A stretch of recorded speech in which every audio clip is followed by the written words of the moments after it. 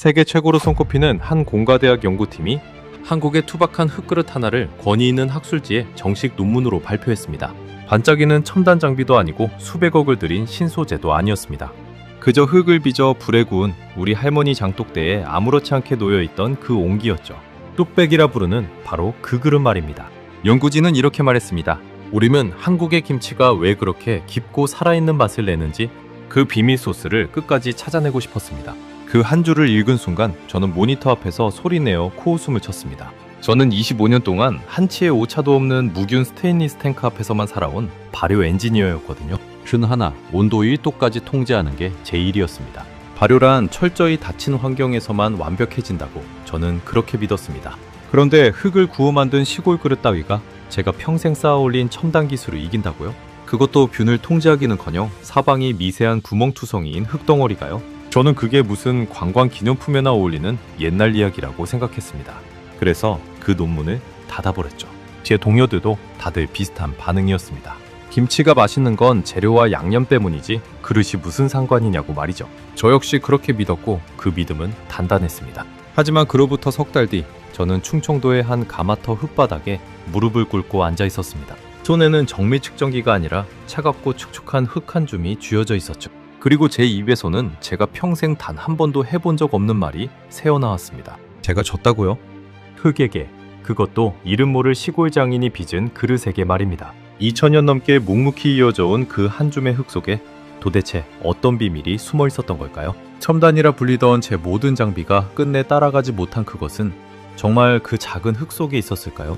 그리고 저는 왜 가장 발전했다고 믿었던 제 25년의 신념을 가장 오래된 그 흙 앞에서 통째로 내려놓아야만 했을까요? 지금부터 그 이야기를 천천히 들려드리겠습니다. 영상 시작 전 구독과 좋아요로 대한민국의 미래를 응원해주세요. 제 이름은 토마스 베르거입니다.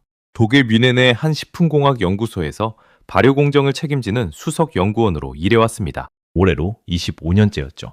제 인생을 한 문장으로 정리하면 이렇습니다. 저는 통제하는 사람이었습니다. 발효라는 건 살아있는 미생물이 하는 일입니다. 살아있다는 건 곧 제멋대로 굴 수 있다는 뜻이죠. 그래서 저 같은 엔지니어가 필요했습니다. 온도를 1도 단위로 잡고 산소를 차단하고 잡균이 들어오지 못하게 사방을 막는 것. 그게 제 일이었습니다. 제가 다루는 발효 탱크는 전부 스테인리스로 만들어진 거대한 원통이었습니다. 안쪽은 거울처럼 매끄러워서 균 한 마리 숨을 곳이 없었죠. 저는 그 매끈한 벽을 손바닥으로 쓸어보는 걸 좋아했습니다. 차갑고 완벽하고 빈틈이 없었거든요. 제 연구소가 다루는 가장 큰 탱크는 높이가 사람 키의 3배가 넘었습니다. 그 안에서 수백 리터의 우유가 균일하게 발효되어 요구르트가 되고 보리가 맥주로 변하는 과정을 저는 수천 번도 더 지켜봤습니다. 그리고 그 모든 과정은 제 손 안에 작은 화면이 숫자들로 완벽하게 정리되었죠. 산도 4.2, 온도 37도, 발효 시간 6시간. 모든 게 숫자였고 숫자는 거짓말을 하지 않았습니다. 저는 그 숫자들의 세계에서 왕이었습니다. 적어도 제가 생각하기엔 그랬죠. 연구소 동료들은 저를 두고 농담 삼아 별명을 붙이곤 했습니다.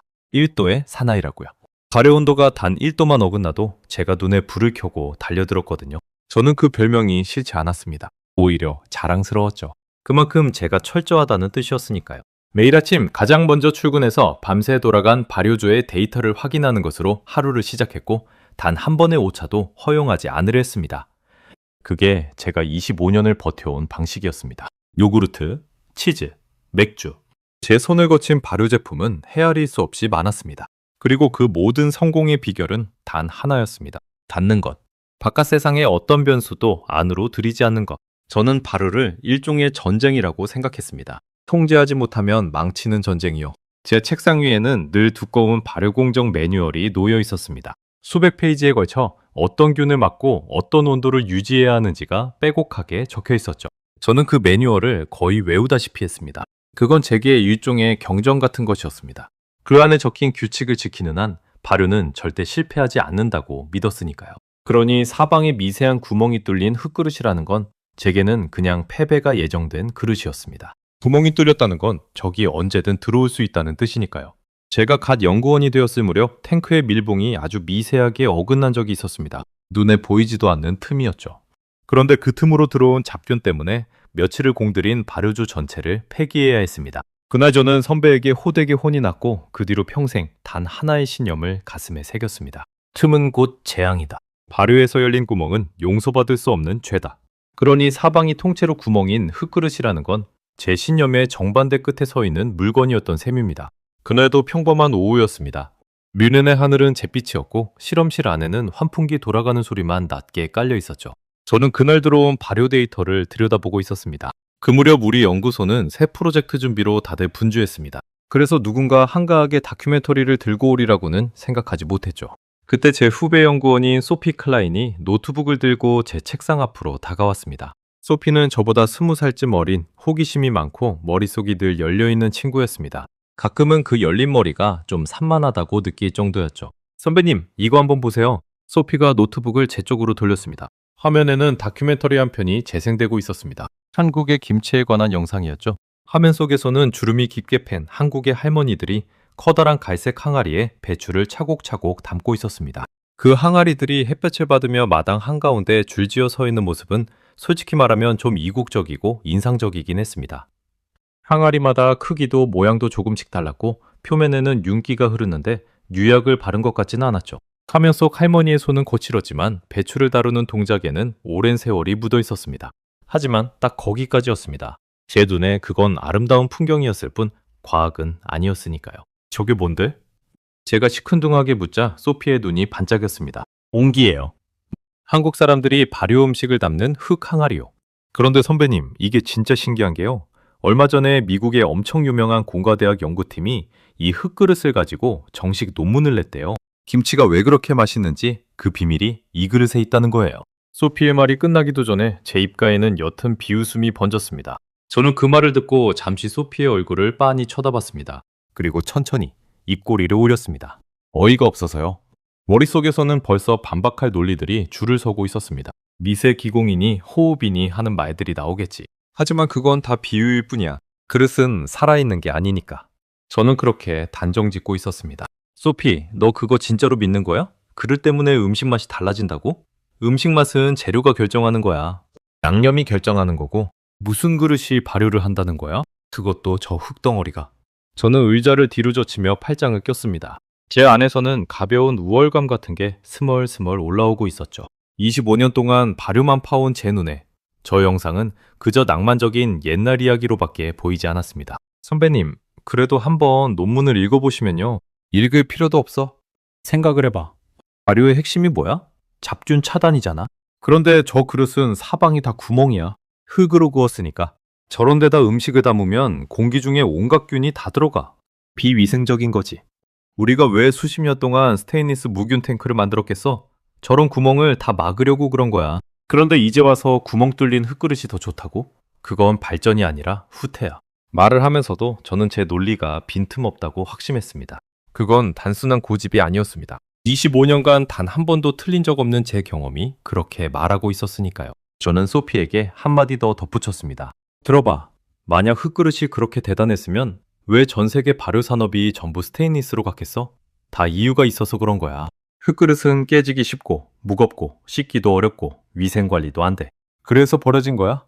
발전이라는 건 원래 그런 거거든. 더 나은 게 나오면 옛날 건 자연스럽게 사라지는 거지. 저는 제 말이 너무도 당연한 상식이라고 믿었습니다. 저는 손에 잡히는 데이터만 믿는 사람이었습니다. 손끝의 감이니 조상의 지혜니 하는 말은 제게 그저 듣기 좋은 소리에 불과했죠. 제 단호한 말투에 소피는 잠시 입을 다물었습니다. 무언가 더 말하고 싶은 표정이었지만 제 확신 앞에서 쉽게 입을 떼지 못하는 듯했죠. 하지만 그 친구는 쉽게 물러서는 성격이 아니었죠. 노트북을 닫으면서 작게 중얼거렸습니다. 그래도요, 선배님. 그 유명한 연구팀이 괜히 논문을 냈겠어요? 뭔가 이유가 있으니까 냈겠죠? 저는 그 말에 대답하지 않았습니다. 그냥 다시 제 모니터로 고개를 돌렸을 뿐이죠. 그때 제 머릿속에는 이미 그 흙그릇이 지워지고 없었습니다. 저는 그게 그저 스쳐가는 하나의 해프닝이라고 생각했습니다. 제 단단한 세계에 아주 잠깐 스친 작은 먼지 같은 거라고요. 손으로 한번 털어내면 그만이 그런 먼지 말입니다. 그날 저녁 집으로 돌아가는 길에 문득 소피의 마지막 말이 머릿속을 맴돌았습니다. 그 유명한 연구팀이 괜히 논문을 냈겠어요? 저는 그 말을 떨쳐내려 했지만 이상하게도 잘 지워지지 않았습니다. 세계 최고 수준의 공학자들이 한가하게 시골 흙그릇이나 들여다볼 사람들은 아니었으니까요. 그들도 분명 저처럼 데이터를 믿는 사람들일 텐데 그런 사람들이 왜 하필 흙그릇이었을까? 저는 그 작은 의문을 애써 외면하며 잠자리에 들었습니다. 하지만 지금 돌이켜보면 바로 그 잿빛 오호가 제 인생을 둘로 가르는 첫 번째 균열이었습니다. 당시에 저는 제 세계가 얼마나 단단한지에만 취해 있었습니다. 스테인리스처럼 차갑고 매끈한 빈틈 하나 없는 세계 말이죠. 그 흙 항아리는 제 세계에 들어오려고 아주 천천히, 그러나 결코 멈추지 않고 문을 두드리기 시작하고 있었던 겁니다. 저는 그 노크 소리를 한참 동안이나 못 들은 척했지만요. 그 일이 있고 2달쯤 지난 늦가을의 어느 월요일 아침이었습니다. 제 책상 위로 새 프로젝트 의뢰서 한 장이 떨어졌습니다. 유럽의 한 대형 식품회사에서 들어온 일이었죠. 의뢰 내용은 이랬습니다. 동양의 전통 발효식품 맛을 산업적으로 재현해달라. 정확히는 한국식 채소 발효의 깊은 풍미를 우리 공장 설비로 똑같이 만들어달라는 주문이었습니다. 처음에 저는 콧노래를 부를 만큼 자신만만했습니다. 이런 건 제가 눈 감고도 하는 일이었으니까요. 발효식품의 맛이라는 건 결국 산도와 풍미물질의 조합입니다. 어떤 균이 어떤 비율로 자라느냐의 문제죠. 저는 그 모든 변수를 숫자로 바꿀 수 있는 사람이었고, 우리 연구소에는 세계 최고 수준의 무균 발효 탱크가 갖춰져 있었습니다. 두어 달이면 끝날 일이라고 가볍게 생각했습니다. 저는 의뢰서를 받자마자 동료들 앞에서 호언장담까지 했습니다. 동양의 발효라고 해서 특별할 게 있겠느냐고. 결국 같은 미생물이 같은 원리로 움직이는 거라고 말이죠. 제 무균 탱크에 정확한 균주와 정확한 조건만 넣으면 세상 어떤 발효도 복제할 수 있다고 믿었습니다. 그동안 제가 재현하지 못한 발효식품은 단 하나도 없었으니까요. 그러니 이번 일도 늘 하던 대로 데이터를 맞추고 조건을 잡으면 끝날 일이었습니다. 하지만 그 자신감은 오래가지 못했습니다. 프로젝트가 시작되고 3주가 지났을 무렵 저는 처음으로 벽에 부딪혔습니다. 데이터상으로는 완벽했습니다. 산도도 목표치에 정확히 맞췄고 발효 곡선도 교과서에 나오는 모범 답안 그대로 그려졌죠. 모든 숫자가 초록색 통과 표시를 띄우고 있었습니다. 그런데 정작 결과물을 맛본 순간 저는 미간을 찌푸릴 수밖에 없었습니다. 맛이 없었거든요. 정확히 말하면 맛이 단조로웠습니다. 시큼하긴 한데 그게 전부였습니다. 다큐멘터리에서 한국 사람들이 표현하던 그 깊고 복잡한 맛, 시원하면서도 감칠맛이 도는 그 층층의 풍미가 전혀 나오지 않았습니다. 저는 처음엔 준주의 문제라고 생각했습니다. 그래서 발효균의 종류를 바꿔봤죠. 온도도 미세하게 조정해봤습니다. 발효 시간도 늘렸다 줄였다 수십 번을 반복했습니다. 매번 새 시료를 준비할 때마다 저는 이번에야말로 답을 찾았다고 확신했습니다. 화면이 그래프가 완벽한 곡선을 그릴 때면 입가에 미소가 번지기도 했죠. 하지만 결과물을 입에 넣는 순간 그 미소는 매번 사라졌습니다. 무언가 결정적인 것이 빠져 있었습니다. 숫자로는 도저히 잡히지 않는, 손에 잡히지 않는 무언가가요. 그런데 이상한 일이 벌어졌습니다. 무균 탱크 안에서는 발효가 자꾸 한쪽으로만 치달았습니다. 어느 순간 시큼함이 폭발하듯 과해지면서 맛의 균형이 와르르 무너졌죠. 마치 브레이크가 고장난 차처럼 한번 발효가 시작되면 멈출 줄을 몰랐습니다. 제가 그렇게 통제에 자신 있던 사람이었는데도 그 균형점을 도무지 잡을 수가 없었습니다. 저는 발효를 멈추기 위해 온도를 급격히 낮춰보기도 했습니다. 하지만 그러면 맛이 설익은 채로 굳어버렸죠. 적당한 시점에 멈추려 하면 이미 한 발 늦어 시큼함이 모든 풍미를 덮어버린 뒤였습니다. 마치 발효가 제 소나기를 비웃으며 제멋대로 달아나는 것 같았습니다. 통제. 제 인생의 전부였던 그 단어가 이번만큼은 제게 등을 돌리고 있었습니다. 그렇게 한 달 가까운 시간이 속절없이 흘러갔습니다.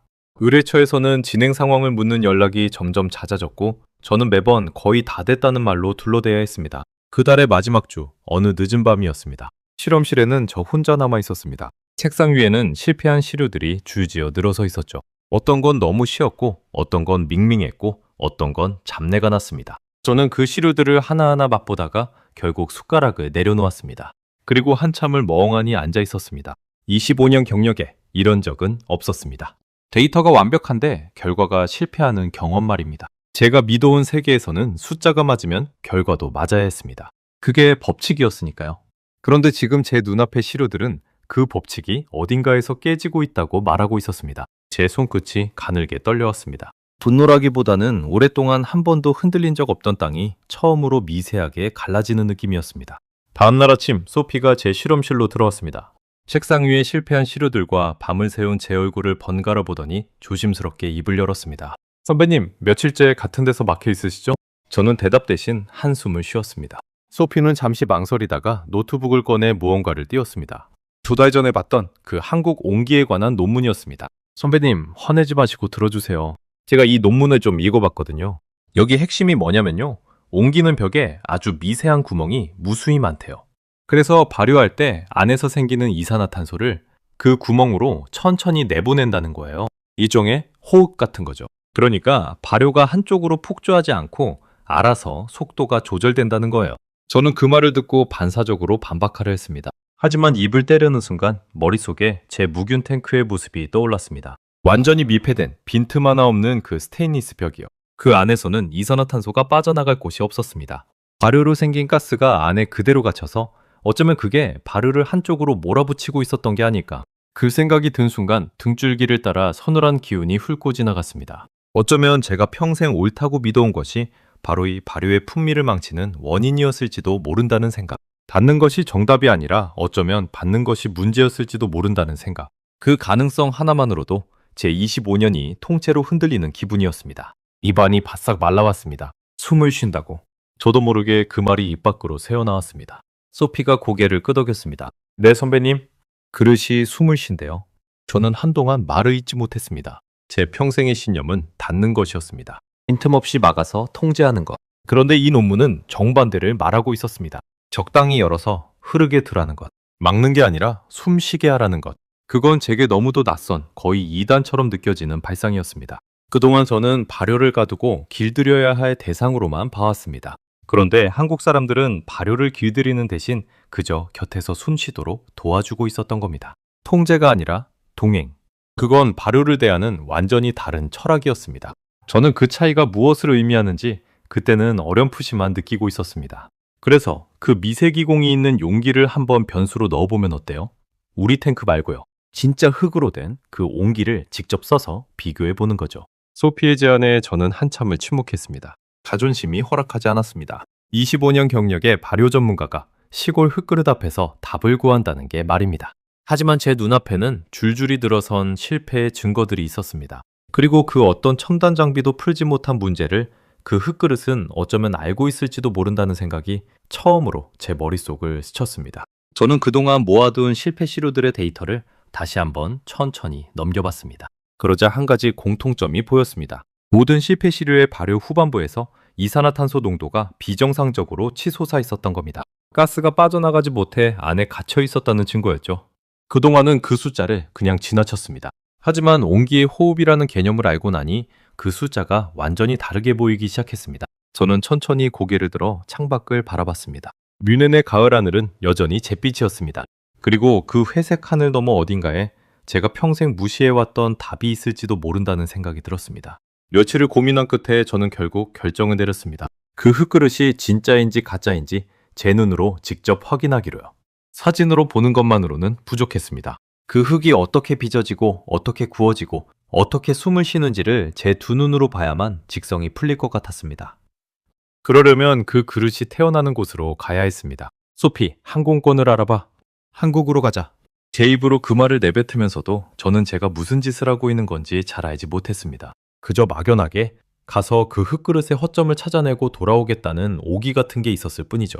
흙그릇이 제 첨단 기술을 이길 리 없다는 그 마지막 자존심을 붙들고서 말입니다. 그러나 그게 제 인생에서 가장 긴 여행의 시작이 될 줄은, 그리고 돌아올 때의 제가 떠날 때의 저와 전혀 다른 사람이 되어 있을 줄은 그때는 짐작조차 하지 못했습니다. 11시간을 날아 인천공항에 내린 건 12월 초에 어느 흐린 오후였습니다. 그곳에서 다시 차를 2시간 넘게 달려 충청도의 한 시골 마을에 도착했죠. 도시의 매끈한 풍경이 사라지고 낮은 산과 누런 돈밭이 펼쳐지는 곳이었습니다. 비행기 안에서 저는 내내 마음이 복잡했습니다. 한편으로는 이 먼 길을 흙그릇 하나 때문에 날아왔다는 게 어이없게 느껴졌고, 다른 한편으로는 정말 무언가 있을지도 모른다는 기대가 자꾸만 고개를 들었습니다. 소피는 비행기 안에서 온기에 관한 자료를 잔뜩 출력해와서 옆자리에서 쉴 새 없이 읽어주었습니다. 저는 듣는 둥 마는 둥 했지만 그 자료 속 한 문장만큼은 머릿속에 박혔습니다. 한국인들은 이 그릇을 1000년 넘게 써왔고 단 한 번도 그 원리를 의심하지 않았다는 문장이었습니다. 차에서 내리자 차갑고 맑은 공기가 코끝을 스쳤습니다. 멀리서 장작 타는 냄새가 희미하게 실려왔습니다. 가마에 불을 지피고 있는 모양이었습니다. 도시의 매연이나 화학약품 냄새에 익숙했던 제 코에 그 구수한 나무 타는 냄새는 낯설면서도 이상하게 마음을 가라앉혔습니다. 그리고 저 멀리 언덕 아래로 황토색 가마와 그 옆에 줄지어선 수백 개의 항아리들이 눈에 들어왔습니다. 그곳에서 4대째 옹기를 빚어온 장인을 만났습니다. 김순득 명장. 70이 넘은 노인이었습니다. 햇볕에 그을린 얼굴에 주름이 깊었고 손은 흙으로 거칠어져 있었습니다. 명장은 외국인 둘이 찾아온 게 신기한지 배말 없이 우리를 작업장으로 안내했습니다. 통역을 통해 제가 발효연구자라고 소개하자 명장의 표정에 잠시 흥미로운 빛이 스쳤습니다. 하지만 그는 길게 묻지 않았습니다. 말보다는 보여주는 사람이었죠. 그저 따라오라는 듯 손짓하며 앞장섰습니다. 그 뒷모습에서 저는 묘하게도 어떤 위험 같은 것을 느꼈습니다.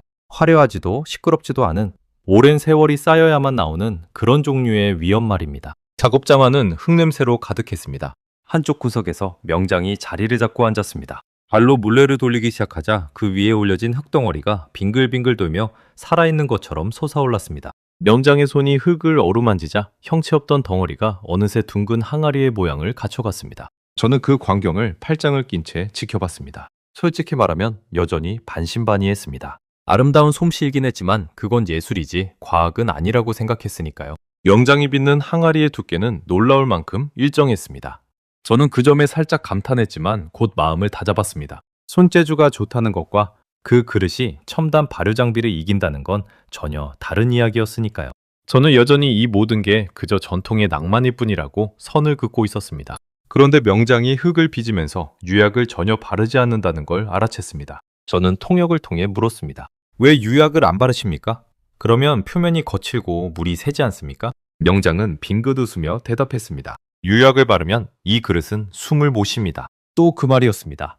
숨을 쉰다. 저는 속으로 헛웃음을 지었습니다. 그릇이 무슨 생명체도 아니고 숨을 쉰다니. 그건 그저 한국 장인들이 대대로 써온 일종의 시적인 표현이라고 생각했습니다.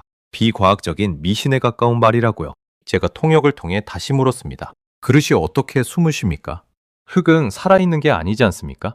그러자 명장은 잠시 저를 바라보더니 말없이 작업장 안쪽으로 들어갔습니다. 무언가를 보여주려는 듯 했습니다. 저는 그저 또 무슨 옛날 이야기를 들려주려나 보다 하고 시큰둥하게 따라갔습니다. 하지만 그 시큰둥함이 산산조각 나는 데는 채 10분도 걸리지 않았습니다. 하지만 그날 오후 제 생각을 통째로 뒤흔드는 일이 벌어졌습니다. 명장은 며칠 전에 구워낸 옹기 하나를 가져왔습니다. 그러고는 그 안에 물을 가득 부었습니다. 그릇을 바닥에 내려놓고 우리에게 잠시 기다려보라고 했죠. 저는 무슨 의도인지 모른 채 그릇을 들여다봤습니다. 그런데 몇 분이 지나자 항아리의 바깥 표면에 아주 미세한 물기가 송골송골 배어나오기 시작했습니다. 마치 사람의 피부에 땀이 맺히듯이 말입니다. 처음엔 물방울이 아주 작아서 잘못 본 줄 알았습니다. 하지만 시간이 지날수록 그 물방울은 점점 또렷해졌고 결국 항아리의 둥근 표면 전체가 촉촉하게 젖어들었습니다. 그건 금이 가서 새는 것과는 완전히 다른 모습이었습니다. 한 곳에서 줄줄 새는 게 아니라 그릇 표면 전체에서 고르게 배어나오고 있었으니까요. 명장은 그 모습을 가만히 지켜보며 한마디를 보탰습니다. 이놈이 지금 숨을 쉬고 있는 겁니다. 저는 제 눈을 의심했습니다. 그릇에는 분명 금이 가거나 구멍이 뚫린 곳이 없었습니다. 표면은 매끈해 보였습니다. 그런데 어떻게 물이 벽을 통과해 바깥으로 배어나온단 말입니까? 저는 손가락으로 그 물기를 조심스럽게 만져봤습니다. 분명한 물이었습니다. 흙벽 자체가 액체와 기체를 통과시키고 있었던 겁니다. 무균과 밀폐가 발효의 정답이라 믿어온 제게 이건 단순한 신기함을 넘어선 충격이었습니다. 제가 평생 막으려고만 했던 그 틈을 한국의 흙은 일부러 품고 있었던 겁니다. 그것도 결함이 아니라 가장 핵심적인 기능으로요. 그 순간 제 머릿속에서 무언가 쩍하고 갈라지는 소리가 들리는 것 같았습니다. 손가락 끝에 묻은 그 차가운 물기가 이상하게도 제 심장까지 서늘하게 만들었습니다. 저는 한참을 그 자리에 서서 배어나온 물방울만 바라봤습니다. 입을 떼고 싶었지만 무슨 말을 해야 할지 알 수 없었습니다. 이게 바로 미세기공이라는 거구나. 논문에서 글자로만 읽었던 그 개념이 제 눈앞에서 실제로 일어나고 있었습니다. 흙을 1000도가 넘는 불에 구우면 흙 속의 작은 알갱이들 사이에 무수히 많은 미세한 통로가 생깁니다. 그 통로는 너무 작아서 김치국물 같은 액체는 거의 새지 않지만 공기나 기체 분자는 천천히 드나들 수 있을 만큼의 크기였습니다. 그러니까 옹기는 안에 담긴 음식이 발효되며 내뿜는 이산화탄소를 그 미세한 통로로 끊임없이 밖으로 내보내고 있었던 겁니다. 동시에 바깥의 적당한 공기는 안으로 들이면서요. 더 놀라운 건 그 미세한 통로의 크기였습니다. 소피가 논문에서 찾아 읽어준 바에 따르면 옹기벽의 기공은 머리카락 굵기의 수십 분의 1에 불과할 만큼 작았습니다.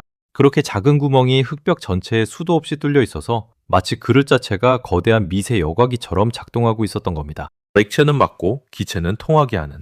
현대공학으로도 만들기 까다로운 그 정교한 막을 한국의 흙은 그저 불에 한번 구워지는 것만으로 스스로 완성하고 있었습니다. 말 그대로 숨을 쉬고 있었던 겁니다. 저는 그제야 제 무균 탱크가 왜 실패했는지 깨달았습니다. 제 탱크는 너무 완벽하게 닫혀 있었습니다. 발효로 생긴 가스가 빠져나갈 틈이 없으니 그 가스가 안에 갇혀 발효를 한쪽으로 폭주시켰던 겁니다. 제가 그토록 자랑스러워했던 그 완벽한 미패가 사실은 발효의 가장 큰 적이었던 셈이죠. 머릿속에서 그동안의 실패 데이터들이 하나하나 다시 정렬되기 시작했습니다. 발효 후반부에 치솟던 그 이산화탄소 수치, 갑자기 무너지던 맛의 균형, 모든 게 한 가지 원인을 가리키고 있었습니다. 가스가 갇혔다는 것. 저는 그동안 그 갇힌 가스를 빼내려고 온갖 복잡한 장치를 고민했었습니다. 그런데 한국 사람들은 그 문제를 1000년 전에 이미 흙 한 줌으로 풀어버린 겁니다. 그것도 아주 우아하게 말이죠. 저는 명장에게 물었습니다. 이 미세한 구멍이 정확히 얼마나 작은지 아십니까? 명장은 고개를 저었습니다. 숫자는 모릅니다. 그저 흙이 알아서 만드는 거죠. 불의 세기와 흙의 종류에 따라 다 다릅니다. 나는 그저 손으로 흙을 고르고 불을 살필 뿐입니다. 저는 그 대답에 또 한 번 충격을 받았습니다. 명장은 그 어떤 측정 장비도 현미경도 없이 오로지 손끝의 감각만으로 이 정교한 구조를 만들어내고 있었던 겁니다. 제가 수억 원짜리 장비로도 재현하지 못한 것을 말입니다. 저는 측정 장비 없이 어떻게 매번 같은 품질의 그릇을 만들 수 있느냐고 다시 물었습니다. 명장은 자신의 손바닥을 펼쳐 보였습니다. 흙을 만지면 그 안에 모래가 얼마나 섞였는지, 물기가 어느 정도인지 손끝이 먼저 합니다. 불도 마찬가지죠. 가마 안의 색을 보면 지금 몇 도쯤인지 눈이 압니다. 명장은 그렇게 말했습니다. 저는 그 말을 들으며 제가 평생 숫자로만 이해해온 것들을 이 노인은 몸으로 통째로 알고 있다는 사실에 묘한 전율을 느꼈습니다. 해가 뉘엿뉘엿 기울 무렵 명장은 우리를 장독대로 데려갔습니다. 마당 한쪽에 수백 개의 항아리가 줄지어 서 있는 곳이었습니다. 그곳에는 10년, 20년 묵은 된장과 간장이 익어가고 있었습니다. 어떤 항아리는 명장의 할아버지 때부터 쓰던 것이라고 했습니다. 100년 가까이 같은 자리에서 같은 흙으로 빚은 그릇이 묵묵히 발효를 지켜온 겁니다. 명장은 그 항아리들을 두고 자식 같다고 표현했습니다. 봄이 오면 뚜껑을 열어 햇볕을 쬐어주고 장마철이면 비를 피하게 하고 겨울이면 지프로 감싸 추위를 막아준다고 했습니다. 그릇이 숨을 쉬니 사람도 그 숨에 맞춰 돌봐줘야 한다는 것이었습니다. 저는 그제야 깨달았습니다. 이건 단순히 그릇 하나의 문제가 아니라 발효를 대하는 한민족 전체의 태도였다는 것을요. 명장이 항아리 하나의 뚜껑을 열자 깊고 진한 장냄새가 확 퍼졌습니다. 제가 무균 탱크에서 그토록 재현하려 했었던 바로 그 깊은 풍미의 냄새였습니다. 그 냄새는 단순히 짠맛이나 신맛으로 설명되는 게 아니었습니다. 코끝을 찌르는 깊은 감칠맛, 오래 묵은 시간만이 만들어낼 수 있는 그 묵직한 향이었습니다. 저는 무의식적으로 그 항아리에 코를 가까이 댔습니다. 그런데 이 항아리는 그저 마당에 놓여 사계절의 햇볕과 바람과 추위를 다 맞으며 익어가고 있었습니다. 첨단 장비 하나 없이 말이죠. 저는 그날 밤 숙소로 돌아와 한참을 잠들지 못했습니다. 침대에 누워 천장을 바라보는데 낮에 봤던 그 송골송골 맺힌 물방울이 자꾸 떠올랐습니다. 제가 25년간 쌓아온 모든 지식이 그 작은 물방울 앞에서 처음으로 무력해지는 기분이었습니다. 그리고 동시에 가슴 한구석에서 알 수 없는 떨림이 차오르기 시작했습니다. 이튿날 저는 명장에게 부탁해 옹기 몇 개를 빌렸습니다. 그리고 며칠간 그 가마터 근처에 머무며 더 많은 것을 관찰하기로 했습니다. 명장이 흙을 고르는 과정부터 발로 밟아 반죽하는 과정, 그늘에서 말리는 과정, 그리고 가마에 넣어 굽는 과정까지 그 모든 단계에 제가 미처 몰랐던 정교함이 숨어 있었습니다. 특히 흙을 고를 때 명장은 같은 산에서 나는 흙이라도 자리에 따라 조금씩 골라 섞었습니다. 어떤 흙은 점성을 주고 어떤 흙은 기공을 만든다고 했습니다. 그 미세한 배합이 곧 그릇의 숨결을 결정한다는 것이었죠. 저는 그 며칠 동안 제가 대학에서 배운 그 어떤 강의보다 더 많은 것을 배웠습니다. 그건 패배감이 아니었습니다. 오히려 오랫동안 닫혀있던 어떤 분이 처음으로 삐걱 열리는 듯한 떨림이었죠. 내일은 저 흙그릇이 정말로 더 뛰어난지 제 손으로 직접 증명해 보리라. 저는 그렇게 다짐하며 비로소 눈을 감았습니다. 다음 날 아침 저는 명장의 작업장 한쪽에 임시 실험대를 차렸습니다. 독일에서 가져온 휴대용 측정 장비들을 펼쳐놓았죠. 이산화탄소 농도를 재는 기기, 산도를 재는 기기, 그리고 발효 상태를 기록할 노트까지. 저는 한국까지 와서 결국 제 방식대로 이 흙그릇을 시험대에 올리기로 한 겁니다. 명장은 그 광경을 신기한 듯 바라봤습니다. 외국에서 온 사람이 자기 그릇에다 온갖 기계를 갖다 대는 모습이 낯설었을 겁니다. 하지만 그는 막지 않았습니다. 그저 한번 마음껏 해보라는 듯 작업장 한 구석을 내어주었죠. 저는 그 너그러움이 오히려 부담스러웠습니다. 마치 정답을 다 아는 사람이 제가 헤매는 모습을 묵묵히 지켜봐주는 것 같았으니까요. 저는 속으로 다짐했습니다. 데이터로, 숫자로 이 그릇의 진짜 실력을 낱낱이 밝혀내겠다고요. 좋은 쪽으로든 나쁜 쪽으로든 말입니다. 실험은 단순하지만 공정했습니다. 똑같은 배추로, 똑같은 양념으로, 똑같은 비율로 김치를 담급니다. 그리고 그 김치를 3가지 그릇에 똑같이 나눠 담는 겁니다. 첫 번째는 명장의 온기, 두 번째는 유리병, 세 번째는 제가 가장 신뢰하던 스테인리스 밀폐용기였습니다. 3그릇을 같은 장소, 같은 온도에 두고 발효되는 과정을 매일 측정하기로 했습니다. 전수는 오직 그릇뿐이었습니다. 재료도, 양념도, 온도도, 장소도 전부 똑같았죠. 그러니 만약 3그릇의 결과가 다르게 나온다면 그 차이를 만든 건 오직 그릇이라는 결론밖에 나올 수 없었습니다. 저는 그 점을 명확히 하기 위해 3그릇을 나란히 같은 선반 위에 올려두었습니다. 그리고 매일 같은 시각에 같은 방식으로 측정했습니다. 제가 평생 지켜온 실험의 원칙, 단 하나의 변수만 두고 나머지는 모두 통제한다는 그 원칙대로 말입니다. 아이러니하게도 그 엄격한 원칙이 결국 흙그릇에 손을 들어주게 될 줄은 그때는 몰랐습니다. 저는 솔직히 온기가 이길 거라고는 생각하지 않았습니다. 잘해야 비슷하겠지 정도로 봤죠. 제 마지막 자존심이 그렇게 속삭이고 있었습니다. 흙그릇이 첨단 스테인리스를 이긴다는 건 제 25년 경력을 통째로 부정하는 일이었으니까요. 그래서 저는 실험을 시작하면서도 마음 한구석으로는 온기의 약점이 드러나기를 바라고 있었습니다. 어쩌면 온기는 액체가 새거나 잡균이 들어가 김치를 상하게 할지도 모른다고요. 그러면 저는 안도하며 독일로 돌아갈 수 있을 테니까요. 그런 비겁한 기대가 제 마음 깊은 곳에 분명히 있었습니다. 지금 생각하면 부끄러운 일이지만요. 첫째 날은 큰 차이가 없었습니다. 3그릇 모두 비슷한 속도로 발효가 시작됐죠. 탄도도 비슷했고 이산화탄소 농도도 큰 차이가 없었습니다. 저는 내심 안도했습니다. 거봐, 그릇이 무슨 대수냐고. 발효는 결국 균이 하는 거라고. 그날 밤 저는 조금은 느긋한 마음으로 잠자리에 들었습니다. 둘째 날도 마찬가지였습니다. 3그릇의 차이는 미미했고 저는 점점 확신을 굳혀갔습니다. 역시 온기의 효과는 과장된 것이라고요. 그날 명장에게도 슬쩍 그런 뉘앙스를 비췄습니다. 별 차이가 없어 보인다고요? 명장은 그저 빙긋 웃기만 했습니다. 그 웃음의 의미를 저는 곧 뼈저리게 깨닫게 됩니다. 하지만 사흘째부터 그래프가 갈라지기 시작했습니다. 스테인리스 용기 안의 김치는 이산화탄소 농도가 가파르게 치솟았습니다. 밀폐된 공간에서 가스가 빠져나갈 곳이 없으니 안에 그대로 쌓인 겁니다. 동시에 산도도 급격히 올라갔습니다. 발효가 통제를 잃고 한쪽으로 폭주하기 시작한 거였죠. 그 곡선을 보는 순간 저는 등에 식은땀 대신 묘한 한기를 느꼈습니다. 제가 독일에서 그토록 고민했던 그 문제가 그릇만 바꿨을 뿐인데 눈앞에서 똑같이 펼쳐지고 있었으니까요. 밀폐. 제가 신앙처럼 떠받들던 그 단어가 이제는 실패의 다른 이름처럼 보였습니다. 유리병도 정도는 덜했지만 비슷한 양상이었습니다. 뚜껑을 닫아두니 결국 가스가 갇히는 건 마찬가지였습니다. 측정값을 노트에 옮겨 적던 제 펜이 어느 순간 멈췄습니다. 손끝에 힘이 빠지면서 펜이 종이 위에 가만히 놓였습니다. 스테인리스 용기의 이산화탄소 수치는 독일에서 제가 마주했던 실패 데이터와 소름 끼치도록 똑같은 곡선을 그리고 있었습니다. 그건 우연이 아니었습니다.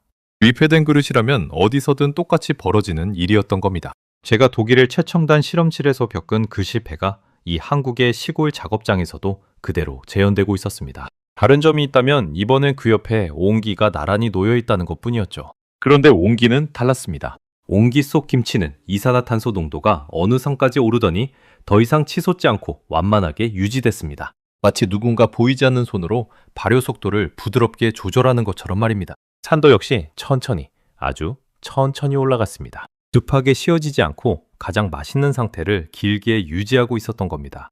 저는 그 데이터를 몇 번이고 다시 측정했습니다. 기계가 고장난 게 아닐까 의심하며 같은 측정을 3번, 4번 반복했습니다. 하지만 결과는 매번 같았습니다. 온기 속 발효는 마치 잘 훈련된 오케스트라처럼 안정적이었습니다. 스테인리스가 폭주하는 자동차라면 온기는 능숙한 운전자가 모는 차 같았습니다. 가속이 필요할 땐 가속하고 멈춰야 할 땐 부드럽게 속도를 줄이는. 그런데 그 운전자는 사람이 아니라 흙벽 자체였습니다. 저는 그 그래프를 보고 한동안 자리에서 일어나지 못했습니다. 숫자가 거짓말을 할 리 없었습니다. 제가 평생 믿어온 그 숫자들이 이번에는 흙그릇의 손을 들어주고 있었으니까요. 저는 이때 비로소 온기를 이기려던 제 마음을 완전히 내려놓았습니다. 더 이상 약점을 찾으려 들지 않았습니다. 대신 진심으로 궁금해지기 시작했습니다. 어떻게 이게 가능한 걸까? 어떻게 이 단순한 흙덩어리가 인류의 최첨단 기술이 풀지 못한 문제를 이토록 우아하게 풀어낼 수 있는 걸까? 그 질문이 제 머릿속을 가득 채웠습니다. 1회째가 되던 날 저는 세 그릇의 김치를 직접 맛봤습니다.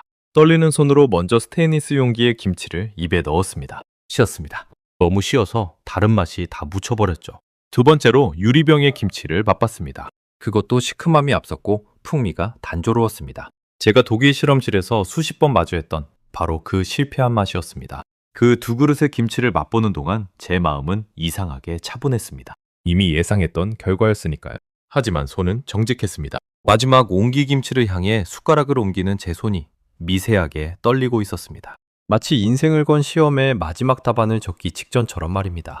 그리고 마지막으로 옹기의 김치를 입에 넣었습니다. 그 순간 저는 숟가락을 든 채로 얼어붙었습니다. 입안 가득 퍼지는 그 맛은 제가 평생 재현하려 애썼지만 한 번도 닿지 못했던 바로 그 맛이었습니다. 시큼함은 부드럽게 가라앉아 있었고 그 뒤로 깊고 시원한 감칠맛이 층층이 밀려왔습니다. 마치 잘 익은 한 편의 음악처럼 여러 가지 맛이 조화롭게 어우러져 있었습니다. 첫 맛에서 끝맛까지 단 한 군데도 거슬리는 구석이 없었습니다. 발효 특유의 톡 쏘는 청량감이 혀끝을 자극하다가 곧이어 깊은 감칠맛이 입안을 가득 채우고 마지막엔 은은한 단맛까지 남았습니다. 마치 여러 악기가 제각기 다른 소리를 내면서도 하나의 완벽한 화음을 이루는 것 같았습니다. 제가 그토록 찾아 헤매던 그 풍미가 흙그릇 안에 고스란히 담겨 있었던 겁니다. 그건 단순히 더 맛있다는 차원이 아니었습니다. 차원이 다른 맛이었습니다. 스테인리스 김치가 흑백 사진이라면 옹기 김치는 살아 숨쉬는 총천연색 그림 같았습니다. 같은 재료, 같은 양념, 같은 균이었는데도 말입니다. 차이를 만든 건 오직 하나, 그릇뿐이었습니다. 제가 평생 그릇은 중요하지 않다고 비웃었던 바로 그 그릇 말입니다. 저는 천천히 숟가락을 내려놓았습니다. 그리고 두 손으로 얼굴을 감쌌습니다. 손바닥이 축축하게 젖어 있었습니다. 제가 울고 있다는 걸 한참 뒤에야 알아챘습니다. 25년 만에 처음 흘리는 눈물이었습니다. 그건 슬픔의 눈물이 아니었습니다. 그렇다고 기쁨의 눈물만도 아니었죠. 제 평생을 지탱해온 단단한 믿음이 무너지는 데서 오는 허망함과 동시에 그 폐허 위에서 무언가 완전히 새로운 것을 발견했다는 벅참이 뒤섞인 그런 복잡한 눈물이었습니다. 25년 동안 저는 발효를 정복의 대상으로만 봐왔습니다. 그런데 이 작은 흙그릇이 발효란 정복하는 게 아니라 함께 호흡하는 것임을 제게 가르쳐주고 있었습니다. 그 깨달음이 너무 커서 눈물이 멈추질 않았습니다. 그날 저녁 저는 명장과 마주 앉았습니다. 그리고 제가 측정한 데이터를 그에게 보여주며 물었습니다. 제 목소리는 저도 모르게 떨리고 있었습니다. 명장님, 저는 이 결과를 받아들이기가 힘듭니다. 제 평생을 부정당하는 기분이거든요. 그런데 도무지 이해가 안 됩니다. 당신은 논문 한 줄 안 읽고 어떻게 이 모든 걸 알고 있었습니까? 명장은 한참 동안 제 데이터를 바라봤습니다. 그러더니 천천히 이렇게 답했습니다. 몰랐죠?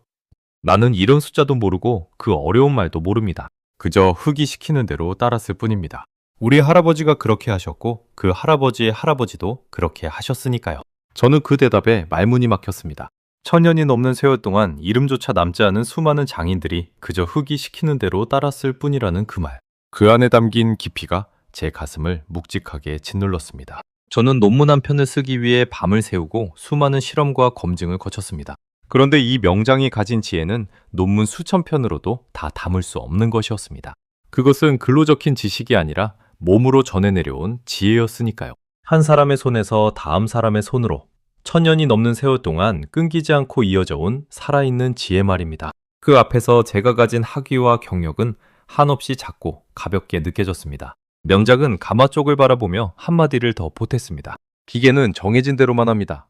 그런데 이 그릇은 그날의 날씨를 압니다. 더운 날에는 더 많이 숨을 쉬고 추운 날에는 천천히 숨을 쉬죠. 그게 기계와 흙의 차이입니다. 더운 여름엔 발효가 빨라지니 그릇이 더 활발하게 숨을 내쉬어 속도를 늦추고 추운 겨울엔 발효가 더디니 그릇도 천천히 숨쉬며 균형을 맞춘다는 것이었습니다. 사람이 조작하지 않아도 그릇 스스로가 계절에 맞춰 호흡을 바꾼다는 이야기였죠. 저는 그 말을 들으며 제가 컴퓨터로 복잡하게 제어하려 했던 그 모든 일을 이 흙은 그저 존재하는 것만으로 해내고 있다는 사실에 또 한 번 할 말을 잃었습니다. 그 말을 듣는 순간 제 머릿속이 환하게 밝아지는 것 같았습니다. 그제야 모든 게 이해됐습니다. 제 무균 탱크는 정해진 온도, 정해진 조건에서만 완벽했습니다. 하지만 발효는 살아있는 과정이고 매 순간 변하는 환경에 맞춰 조절돼야 했습니다. 흙그릇은 바로 그 살아있는 변화에 스스로 반응하고 있었던 겁니다. 더우면 더 숨쉬고 추우면 덜 숨쉬면서요. 제가 25년간 통제하려 그토록 애썼던 그것을 이 흙은 그냥 자연스럽게 호흡하고 있었던 겁니다. 한국의 사계절이 뚜렷하다는 것도 그제야 새롭게 이해됐습니다. 봄, 여름, 가을, 겨울. 그 극심한 온도 변화 속에서 발효를 안정적으로 유지하려면 환경에 스스로 반응하는 그릇이 반드시 필요했을 겁니다. 그러니까 옹기는 한국이라는 땅과 기후가 천년에 걸쳐 빚어낸 가장 정교한 발효의 해답이었던 셈입니다. 그건 우연이 아니라 필연이었습니다. 그날 밤늦게까지 저는 명장과 이런저런 이야기를 나눴습니다. 통역을 사이에 두고 더듬더듬 이어진 대화였지만 마음만큼은 어느새 가까워져 있었습니다. 명장은 젊은 시절 옹기가 천대받던 시기에도 끝까지 가마의 불을 꺼뜨리지 않았다고 했습니다. 사람들이 플라스틱과 스테인리스로 옮겨갈 때도 그는 묵묵히 흙을 빚었습니다. 돈이 되지 않아도 알아주는 사람이 없어도 말입니다. 왜 그러셨느냐는 제 물음에 명장은 짧게 답했습니다. 누군가는 지켜야 하니까요. 그 한마디가 제 가슴 깊은 곳을 묵직하게 두드렸습니다. 저는 그날 밤 빌려온 옹기 하나를 두 손으로 가만히 안아봤습니다. 투박하고 거친 표면이었지만 손바닥에 닿는 그 감촉이 묘하게 따뜻했습니다. 며칠 전까지만 해도 이 흙그릇을 비웃던 제가 이제는 그 앞에서 고개를 숙이고 있었습니다. 그것도 진심으로 말입니다. 제 안에서 단단하게 버티고 있던 마지막 자존심의 벽이 그렇게 소리 없이 무너져 내렸습니다. 무너진 자리에는 그러나 허무함 대신 이상한 평온이 찾아왔습니다. 평생 무언가를 통제해야 한다는 강박에 시달려온 제가 처음으로 그 무게를 내려놓은 느낌이었습니다. 어쩌면 인생도 발효도 모든 것을 다 통제하려 할 게 아니라 적당히 숨 쉴 틈을 내어주는 것이 정답일지 모른다는 생각이 그 밤 제 마음속에 조용히 자리 잡았습니다. 한국에서의 마지막 밤, 저는 명장의 장독대에 홀로 나가 섰습니다. 겨울밤의 차가운 공기 속에서 수백 개의 항아리가 달빛을 받아 은은하게 빛나고 있었습니다. 입김이 하얗게 피어올랐다 사라졌습니다. 멀리 산 능선 위로는 별들이 촘촘히 박혀 있었고 마을은 깊은 정적에 잠겨 있었습니다. 도시의 소음에 익숙한 제 귀에 그 완벽한 고요는 거의 낯설게 느껴질 정도였습니다. 저는 그 항아리들 사이를 천천히 걸으며 지난 며칠을 곱씹었습니다. 불과 며칠 전 이곳에 처음 도착했을 때의 저와 지금 이 자리에 서 있는 저는 완전히 다른 사람이었습니다. 그 짧은 며칠 사이에 제 안에서는 25년 묵은 거대한 지각이 통째로 뒤집힌 셈이었으니까요. 제가 무너뜨린 것은 단지 흙그릇에 대한 편견만이 아니었습니다. 그건 제 인생 전체를 떠받쳐온 어떤 오만이었습니다. 항아리 하나에 손을 얹어보니 겨울 공기에 차갑게 식은 흙의 감촉이 손바닥으로 전해졌습니다. 며칠 전까지만 해도 이 차가운 흙덩어리를 비웃던 저였습니다. 그런데 지금은 그 차가움 속에 깃든 수많은 사람의 손길이 느껴지는 듯 했습니다. 누군가 이 흙을 캐고, 누군가 발로 밟아 반죽하고, 누군가 물레 위에서 빚고, 누군가 불 앞에서 밤을 새워 구웠을 겁니다. 그 모든 손길이 모여 제 앞에 이 항아리 하나가 되었습니다. 저는 그 무게가 단순히 흙의 무게가 아니라는 걸 그제야 어렴풋이 느꼈습니다. 저는 늘 새로운 것이 옛 것보다 낫다고 믿었습니다. 첨단이 전통을 대체하는 게 발전이라고요. 그런데 이곳에서 가장 오래된 것이 가장 정교하다는 사실을 두 눈으로 봤습니다. 1000년 전의 흙이 21세기의 스테인리스를 이기는 광경을요. 그건 제가 학교에서 배운 모든 것과 정면으로 충돌하는 사실이었습니다. 공학의 역사는 늘 더 정밀하고 더 강하고 더 첨단인 재료를 향해 달려왔습니다. 흙은 그 발전의 출발점일 뿐 도착점은 아니었죠. 그런데 발효라는 영역에서만큼은 그 출발점이 곧 가장 완성된 도착점이었습니다. 저는 이 역설 앞에서 한참을 멍하니 서 있었습니다. 제가 알던 발전의 정의 자체가 흔들리고 있었으니까요. 문득 한 가지 생각이 제 가슴을 서늘하게 만들었습니다. 만약 명장 같은 분들이 이 가마의 불을 지키지 않았다면 이 지혜는 진작 사라졌을 거라는 생각이었습니다. 옹기가 천대받던 시절, 사람들이 너도나도 흙그릇을 버리고 플라스틱으로 갈아탔을 때 그 흐름을 거슬러 묵묵히 흙을 빚은 사람들. 만약 그들이 없었다면 인류는 이 완성된 과학을 영영 잃어버렸을 겁니다. 그리고 우리는 그게 사라진 줄도 모른 채 살아갔겠죠. 그 생각이 미치자 등골을 따라 서늘한 전율이 지나갔습니다. 인류가 천년에 걸쳐 완성한 지혜가 단 한 세대의 무관심만으로도 영영 사라질 수 있다는 사실. 그 아슬아슬함이 무서웠습니다. 우리는 흔히 첨단 기술만이 미래를 지킨다고 생각합니다. 하지만 어떤 미래는 가장 오래된 것을 지켜내는 데서 비로소 열린다는 것을 저는 그날 밤 처음으로 깨달았습니다. 그리고 그 위태로운 끈을 명장 같은 이름 없는 사람들이 묵묵히 붙들고 있었다는 사실에 가슴이 먹먹해졌습니다. 그들은 박수받기 위해 그 일을 한 게 아니었습니다. 그저 옳다고 믿는 일을 묵묵히 이어갔을 뿐이었죠. 저는 그 자리에 서서 오래도록 항아리들을 바라봤습니다. 가슴 깊은 곳에서 무언가 뜨거운 것이 차올랐습니다. 그건 한 사람의 위대함이 아니라 천년을 끊기지 않고 이어져 온 어떤 묵묵한 손길에 대한 경외감이었습니다. 이름도 남기지 못하고 사라진 수많은 옹기장들. 그들 한 사람 한 사람이 손끝에 새긴 그 작은 지혜가 모이고 모여 인류의 식탁을 바꾸고 있었던 겁니다. 저는 그제야 며칠 전 명장이 보여준 그 작은 물방울의 의미를 온전히 이해했습니다. 그건 단순한 물기가 아니었습니다. 천년의 시간이 흙벽을 통해 지금 이 순간으로 스며나오는 살아있는 증거였던 겁니다. 과거와 현재가 그 작은 물방울 하나로 이어지고 있었던 거죠. 다음 날 아침 저는 명장에게 작별 인사를 하러 갔습니다. 명장은 작업장에서 여느 때처럼 흙을 빚고 있었습니다. 저는 한참을 망설이다 통역을 통해 마음속 깊은 말을 꺼냈습니다. 여자님, 저는 이곳에 당신의 그릇이 틀렸다는 걸 증명하러 왔습니다. 제 첨단 기술이 옳단 걸 보여주려고요. 그런데 떠날 때가 되니 제가 배운 게 너무 많아서 오히려 부끄럽습니다. 저는 평생 자연을 통제하려고만 했는데 당신은 자연과 함께 호흡하는 법을 알고 계셨더군요. 명장은 빗더눅에서 손을 떼고 저를 가만히 바라봤습니다. 그러더니 흙 묻은 손을 제 손 위에 포개며 말했습니다.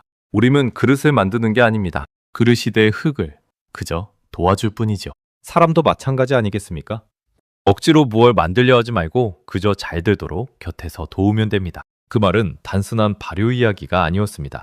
그건 삶을 대하는 한 노인의 철학이었습니다. 저는 그 손의 온기를 느끼며 제 안에서 무언가가 완전히 새로 태어나는 것을 느꼈습니다. 흙이 묻은 그 거친 손은 제가 평생 만져온 그 어떤 차가운 금속 표면보다 따뜻했습니다. 그 손에는 평생을 한 가지 일에 바친 사람만이 가질 수 있는 단단하면서도 부드러운 무언가가 있었습니다. 저는 그 손을 통해 말로는 다 설명할 수 없는 어떤 가르침이 제게 전해지는 것을 느꼈습니다. 명장은 저보다 훨씬 적은 단어로 말했지만 훨씬 많은 것을 가르쳐 주었습니다. 25년간 저를 지배해온 통제의 철학이 그 순간 동행의 철학으로 바뀌고 있었습니다. 돌이켜보면 제 인생은 늘 무언가와 싸우는 과정이었습니다. 잡균과 싸우고 변수와 싸우고 오차와 싸웠죠. 발효를 적으로 여기고 그 적을 통제하는 게 제 직업의 본질이라 믿었습니다. 그런데 명자는 발효를 적으로 보지 않았습니다. 함께 살아가는 동반자로 봤죠. 그 차이가 결국 맛의 차이로, 데이터의 차이로 고스란히 드러났던 겁니다. 싸움의 철학과 동행의 철학. 그 둘 사이의 거리가 천년이라는 시간만큼이나 까마득하게 느껴졌습니다. 그리고 저는 이제 그 까마득한 거리를 건너온 사람이 되었습니다. 명장 덕분에 말이죠. 공항으로 가는 차 안에서 소피가 조용히 물었습니다. 선배님, 이제 독일에 가면 어떻게 하실 거예요? 저는 창밖으로 멀어지는 한국의 겨울 풍경을 바라봤습니다. 뻘벗은 산과 마른 논밭이 빠르게 스쳐 지나갔습니다. 그 풍경 어딘가에 지금도 흙을 빚고 있을 명장의 모습이 겹쳐 보이는 듯 했습니다. 저는 잠시 숨을 고른 뒤 천천히 답했습니다. 처음부터 다시 시작해야지. 내가 25년간 옳다고 믿었던 모든 걸 의심하는 것부터. 말은 그렇게 했지만 제 목소리에는 두려움보다 설렘이 더 컸습니다. 신기한 일이었습니다. 평생을 쌓아온 신념이 무너졌는데도 저는 절망스럽지 않았습니다. 오히려 오랫동안 갇혀있던 좁은 방에서 처음으로 걸어 나온 듯한 해방감이 들었죠. 그동안 저는 제 통제의 세계 안에 스스로를 가두고 있었던 건지도 모릅니다. 모든 변수를 막고 모든 틈을 메우려 애쓰면서요. 그런데 흙그릇은 제게 틈을 두어도 괜찮다고, 흐르게 두어도 괜찮다고 말해주고 있었습니다. 그 말이 제 마음의 빗장을 풀어준 셈이었죠. 저는 비행기에 오르기 전 마지막으로 한국 땅을 돌아봤습니다.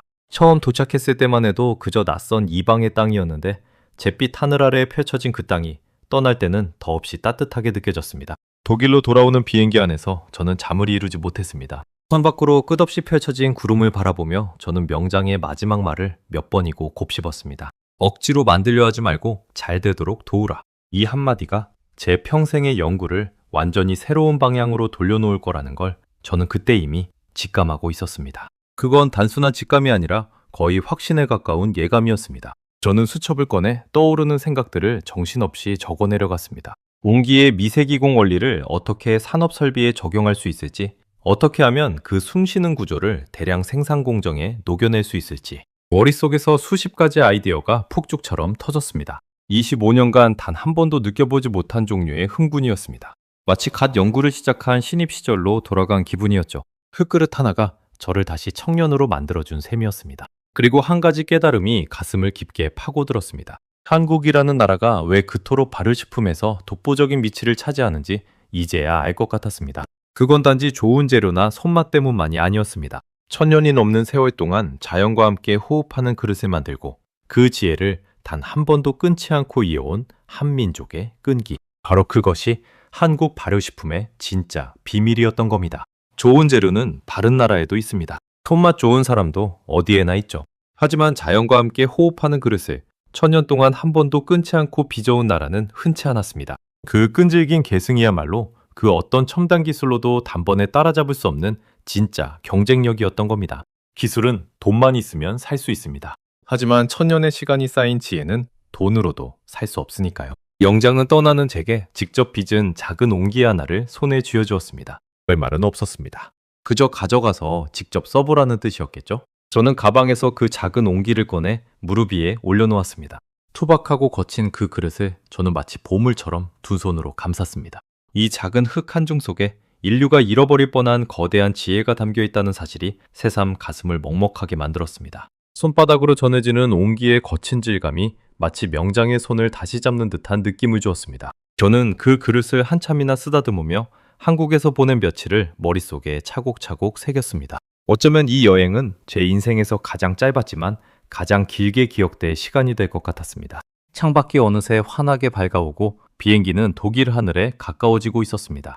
저는 무릎 위에 옹기를 내려다보며 조용히 다짐했습니다. 이 그릇이 제게 가르쳐준 그 모든 것을 이제는 제가 세상에 전할 차례라고요. 그리고 제 안에서도 완전히 새로운 토마스 베르거가 천천히 깨어나고 있었습니다. 그로부터 1년이 흘렀습니다. 뮌헨의 제 실험실은 1년 전과는 완전히 다른 곳이 되어 있었습니다. 한쪽 구석을 차지하고 있던 거대한 스테인리스 탱크 옆에 이제는 작은 옹기들이 나란히 놓여 있었습니다. 저는 명장의 옹기를 본떠 미세 기공을 가진 새로운 발효 용기를 연구하기 시작했습니다. 흙이 숨쉬는 그 원리를 어떻게 하면 현대 산업에 적용할 수 있을지가 제 새로운 화두가 된 겁니다. 소피는 제 가장 든든한 동료가 되었습니다. 1년 전 제게 그 다큐멘터리 한 편을 보여준 그 후배 말이죠.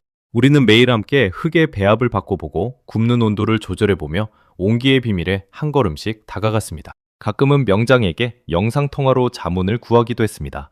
명장은 여전히 어려운 말은 모른다며 손사래를 쳤지만 흙에 관한 질문에는 누구보다 정확한 답을 주었습니다.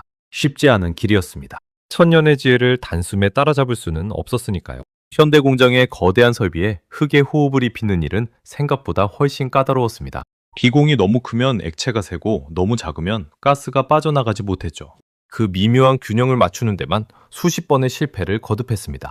하지만 저는 더 이상 좌절하지 않았습니다. 실패할 때마다 명장의 말을 떠올렸거든요. 억지로 만들려 하지 말고 잘 되도록 도우라. 그 말은 어느새 제 연구의 좌우명이 되어 있었습니다. 제 연구실 벽에는 이제 발효공정 매뉴얼 대신 그 한 문장이 큼지막하게 붙어 있었습니다. 통제가 아니라 동행.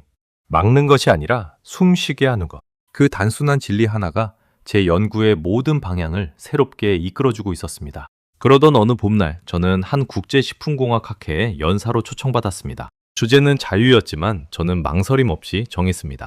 한국의 옹기와 발효의 과학. 제 인생을 바꾼 그 흙그릇에 대해 전 세계 동료들 앞에서 이야기하기로 한 겁니다. 1년 전이라면 상상도 못했을 일입니다. 흙그릇 따위를 학회에서 발표한다니 그때의 저라면 비웃었을 테니까요. 하지만 이제 저는 이 이야기를 세상에 알리는 것이 제게 주어진 일종의 사명처럼 느껴졌습니다. 강연장에는 수백 명의 학자와 연구자들이 모였습니다. 한때 저처럼 첨단 기술만이 정답이라 믿는 사람들이었죠. 저는 단상에 올라 큰 화면에 옹기 사진 한 장을 띄웠습니다. 객석에서 작은 웅성거림이 일었습니다. 최첨단 식품공학 학회에 웬 투박한 흙그릇이냐는 표정들이었죠. 1년 전의 저라면 똑같은 표정을 지었을 겁니다. 그래서 저는 그 웅성거림이 전혀 불쾌하지 않았습니다. 오히려 반가웠죠. 잠시 후 저들의 표정이 어떻게 바뀔지 저는 누구보다 잘 알고 있었으니까요. 1년 전 바로 제가 그 길을 먼저 걸었던 사람이었으니까 말입니다. 저는 천천히 입을 열었습니다. 여러분, 저는 25년간 발효를 통제하는 것이 제 일이라 믿었습니다. 하지만 1년 전 저는 한국의 한 시골에서 제 모든 신념이 무너지는 경험을 했습니다. 저는 그날의 실험 데이터를 화면에 띄웠습니다. 옹기와 스테인리스, 유리병에서 발효시킨 김치의 이산화탄소 곡선과 산도 변화. 그리고 옹기김치만이 가장 맛있는 상태를 길게 유지했다는 결과래. 처음에 회의적이던 객석이 데이터가 하나씩 넘어갈 때마다 점점 조용해졌습니다. 그 침묵 속에서 저는 1년 전 제가 느꼈던 그 충격이 객석 전체로 번져가는 것을 느꼈습니다. 어떤 연구자는 안경을 고쳤으며 화면을 뚫어지게 바라봤고, 어떤 이는 빠르게 무언가를 받아 적었습니다. 또 어떤 이는 팔짱을 풀고 몸을 앞으로 기울였습니다.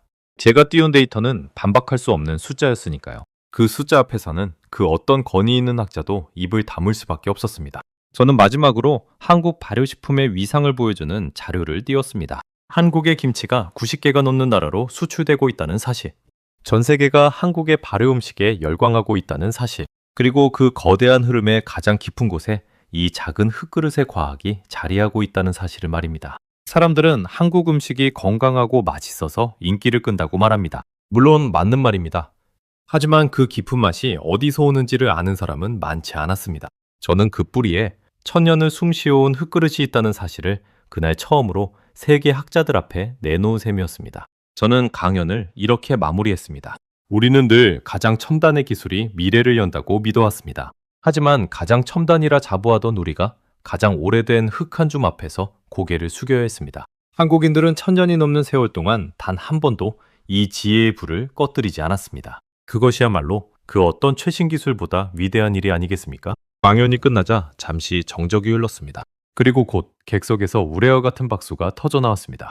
저는 그 박수가 저를 향한 것이 아니라는 걸 알고 있었습니다. 그건 충청도의 한 가마터에서 지금도 묵묵히 흙을 빚고 있을 한 노인을 향한 박수였습니다. 그리고 이름조차 남기지 못한 채 천년의 지혜를 이어온 수많은 한국의 손길을 향한 박수였습니다. 박수 소리가 강연장을 가득 채우는 동안 제 눈앞에는 1년 전 그 장독대의 풍경이 선명하게 떠올랐습니다. 달빛 아래 줄지어 선 수백 개의 항아리, 그 고요한 풍경 속에서 묵묵히 숨쉬던 흙그릇들, 그 모든 것이 지금 이 순간 이 화려한 강연장의 박수와 하나로 이어지고 있었습니다. 강연을 마치고 집으로 돌아온 그날 밤 저는 책상 앞에 앉아 펜을 들었습니다. 명장에게 편지를 쓰기 위해서였죠. 한국어를 모르는 저는 독일어로 쓰고 통역의 도움을 받아 한국어로 옮기기로 했습니다. 저는 한참을 고민하다 이렇게 적어 내려갔습니다. 명장님께 1년 전 저는 당신의 그릇이 틀렸다는 걸 증명하러 갔던 오만한 사람이었습니다. 그러나 당신은 제게 가장 큰 것을 가장 작은 흙으로 가르쳐 주셨습니다. 오늘 저는 전 세계의 학자들 앞에서 당신의 그릇에 대해 이야기했습니다. 그들 모두가 고개를 숙였습니다.